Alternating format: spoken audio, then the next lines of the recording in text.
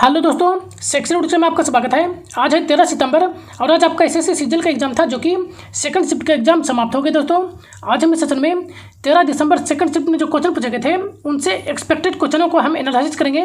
ये सभी जो क्वेश्चन होंगे 100% रियल और ऑथेंटिक क्वेश्चन होंगे विद एक्स्ट्रा फैक्ट के साथ आपको बताया जाता है ताकि नेक्स्ट आने वाली एग्जामों में आपको बेनिफिट देखने को मिले। एक बात हो दोस्तों, यदि आप हमारे चैनल पर पहली बार आए हैं तो इसी तरह का सेशन प्राप्त करने के लिए आप हमारे चैनल को सब्सक्राइब जरूर कर लीजिएगा, क्योंकि जो भी एग्जाम होते रहते हैं उसका एनालिसिस अपने इस चैनल के माध्यम से आपको करवाता रहता हूँ।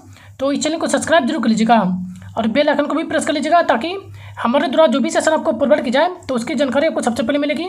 और अपने दोस्तों के साथ भी अधिक से अधिक शेयर कीजिए दोस्तों, ताकि इसका सभी बेनिफिट उठा सकें। और जैसा कि इसका PDF आपको टेलीग्राम चैनल पर प्रोवाइड करा दिया जाता है, तो इसका PDF प्राप्त करने के लिए आप हमें टेलीग्राम चैनल को ज्वाइन कर सकते हैं। तो चलिए सेशन को शुरू करते हैं। क्वेश्चन पूछा गया था कि कौन सा राज्य नंदी पुरस्कार देता है। तो नंदी जो पुरस्कार है यह आंध्र प्रदेश के द्वारा प्रदान किया जाता है। तो आंध्र प्रदेश इसका करेक्ट आंसर होता। तो चलिए इनसे जुड़े कुछ प्रमुख फैक्टों को देख लेते हैं। जैसे कि यह जो पुरस्कार है 1964 ईस्वी से जो है शुरू किया गया था, यानी कि 1964 ईस्वी में देखा जाए तो इस पुरस्कार की शुरुआत किया गया था। यह जो है आंध्र प्रदेश सरकार के द्वारा दिया जाता है। मैं देखें तो यह जो है सांस्कृतिक कलात्मक रूप से देखा जाए तो विरासत एवं तेलुगु सिनेमा में को जो है योगदान देने वाले व्यक्तियों को यह प्रदान किया जाता है। मैं देखें तो यह नंदी पुरस्कार जो कि तेलुगु उद्योग के में उत्कृष्ट कलाकारों एवं तकनीशियनों को जो है यह पुरस्कार प्रदान करते हैं। मैं देखें तो इस पुरस्कार का जो नाम है वह बैल का जो एक प्रतिष्ठित प्रतिमा था, पत्थर की मूर्ति, उसी के नाम पर जो है इस पुरस्कार का नाम रखा गया था।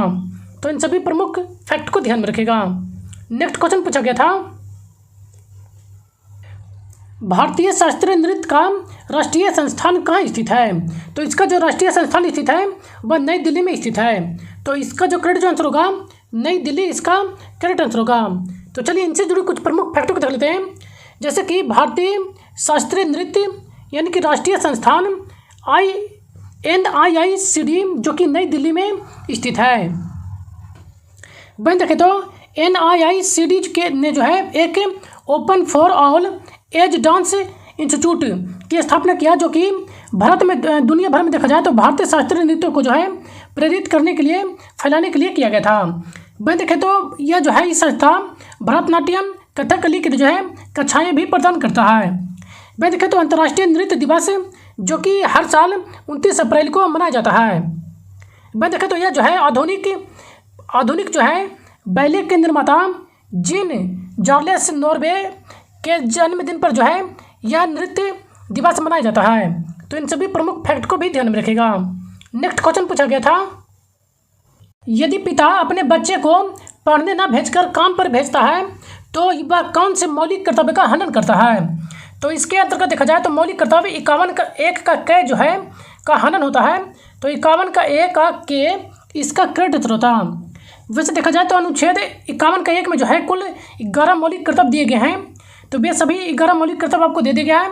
तो इनमें से कुछ महत्वपूर्ण है तो उसे आप जरूर ध्यान में रखिएगा, क्योंकि आगे के शिफ्टों में शायद क्वेश्चन देखने को मिल सकते हैं। जैसे कि देखा जाए तो अनुच्छेद 51 का 1 जो है इसके अंतर्गत कहा गया है कि संविधान का पालन करना एवं उसके आदर्शों, संस्थानों, राष्ट्रीय ध्वज और राष्ट्रीय गान का जो है सम्मान करना, यह मोस्ट इम्पोर्टेंट है।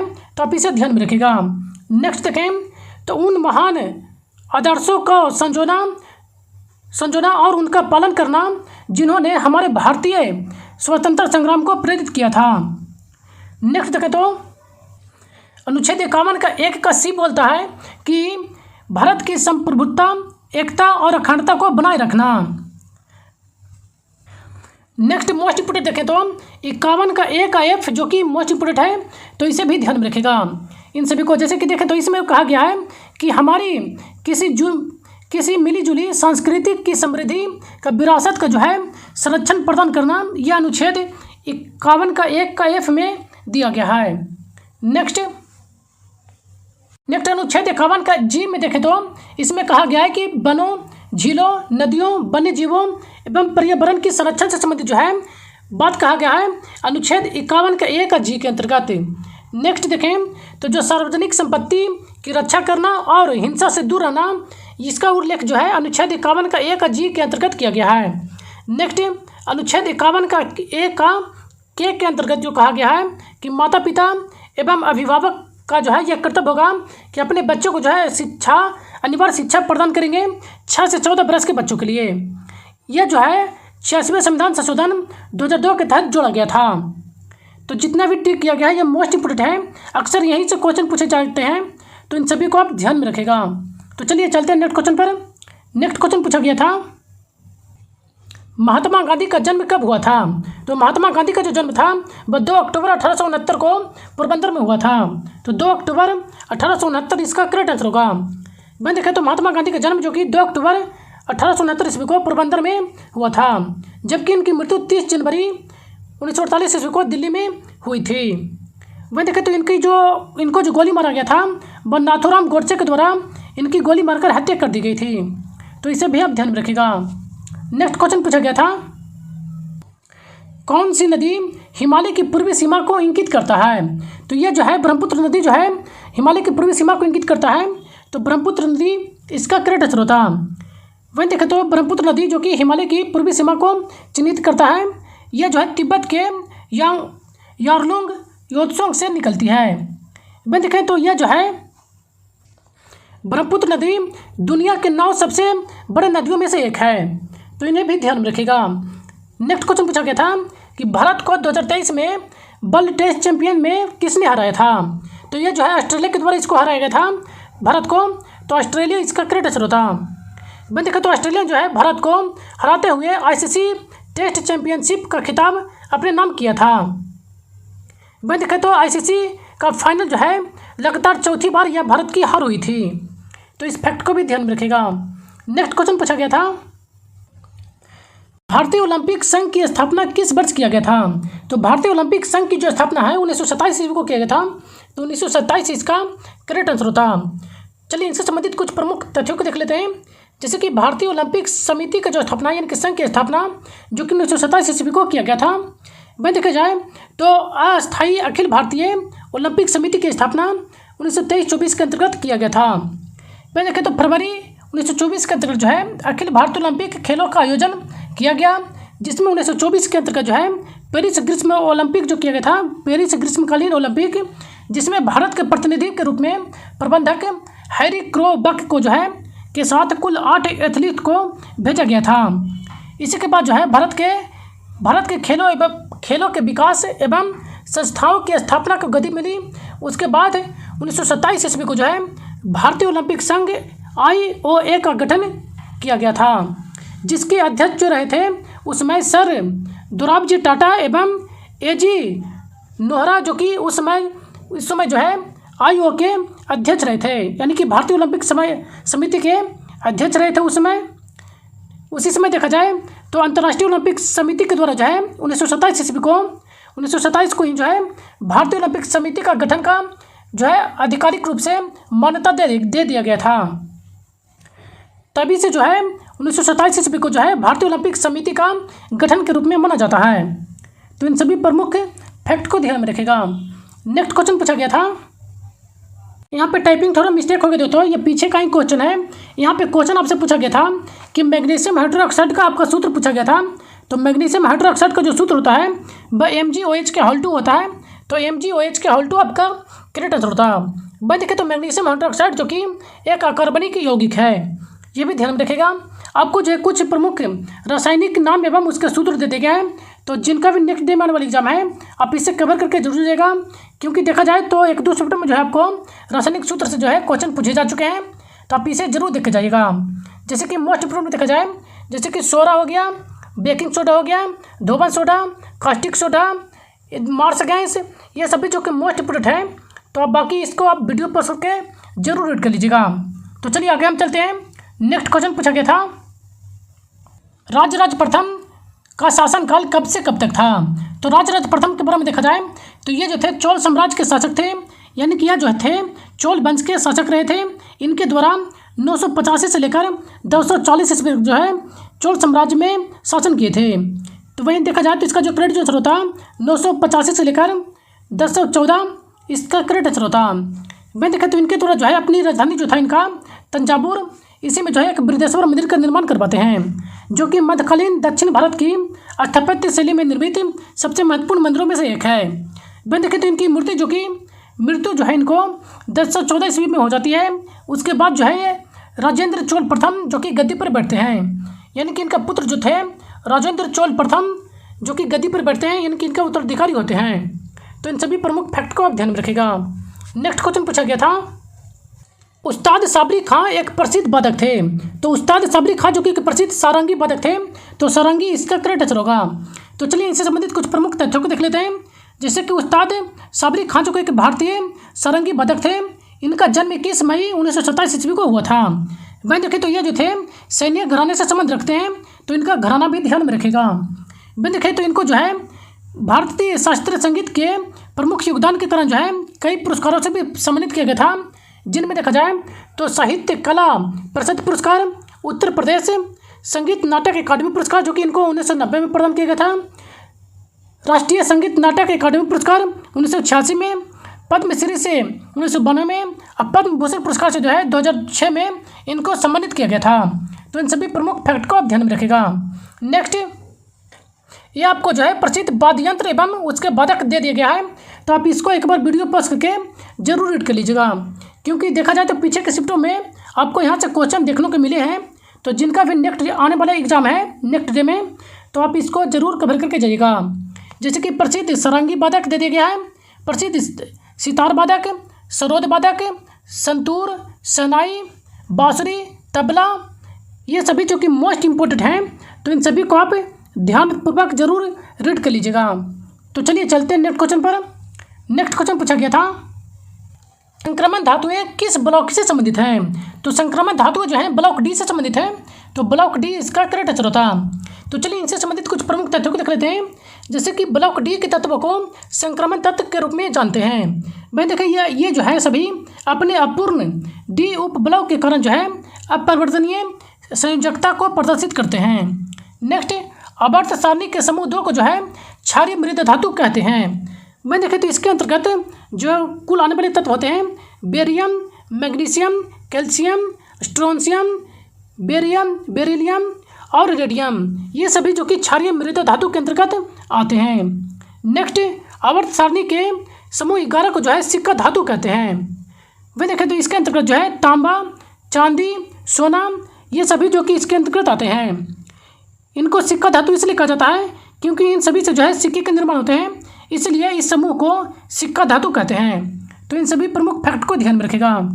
नेक्स्ट क्वेश्चन पूछा गया था, भारत का नक्शा सबसे पहले किसने बनाया और कब बनाया था। तो भारत का सबसे पहले जो नक्शा बनाया गया था वह जेम्स रेनेल के द्वारा बनाया गया था। तो जेम्स रेनेल इसका करेक्ट आंसर होता।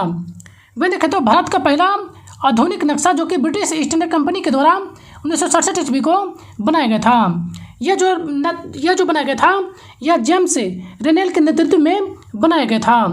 हालांकि देखा जाए तो इससे पहले भी जो है प्राचीन में भी भारत के नक्शे बनाए गए थे, जिसका उदाहरण देखा जाए तो प्रसिद्ध ग्रीक गणितज्ञ एवं खगोलविद जो थे वह एरोटोस्थनीज के द्वारा जो है 300 ईसा पूर्व में जो है भारत का नक्शा तैयार किया गया था। नेक्स्ट, टॉलमी के द्वारा भी जो है भारत का नक्शा बनाया गया था। तो इन इस फैक्ट को भी ध्यान में रखेगा। नेक्स्ट क्वेश्चन पूछा गया था, यदि किसी उत्तल लेंस के फोकस पर कोई वस्तु रखी जाती है तो उसका प्रतिबिंब कहाँ बनेगा। तो यदि किसी उत्तल लेंस के फोकस पर किसी वस्तु को रखा जाता है तो उसका प्रतिबिंब अनंत पे बनता है। तो इसका जो करेक्ट आंसर होगा अनंत, इसका करेक्ट आंसर होगा। वहीं देखें तो लेंस जो है 2 प्रकार के होते हैं, अवतल लेंस और उत्तल लेंस। अवतल लेंस जिसे अपसारी लेंस कहते हैं, उत्तल लेंस जिसे अभिसारी लेंस भी कहते हैं। तो ये नाम भी ध्यान में रखेगा। वहीं देखें तो उत्तल लेंस में जो है हमेशा वास्तविक प्रतिबिंब बनता है, जबकि अवतल लेंस में हमेशा आभासी प्रतिबिंब बनता है। नेक्स्ट देखें, यदि वस्तु को उत्तल लेंस के फोकस पर रखा जाता है तो उसका जो बनने वाला प्रतिबिंब होता है वह बड़ा, वास्तविक एवं अनंत पर स्थित होता है। तो इस फैक्ट को भी ध्यान में रखेगा। नेक्स्ट क्वेश्चन पूछा गया था, भारत के संविधान के अनुच्छेद 80 में राज्यसभा की अधिकतम संख्या कितनी निर्धारित की गई है। तो अनुच्छेद 80 के तहत जो है राज्यसभा में अधिकतम संख्या जो निर्धारित किया गया था 250 निर्धारित किया गया था।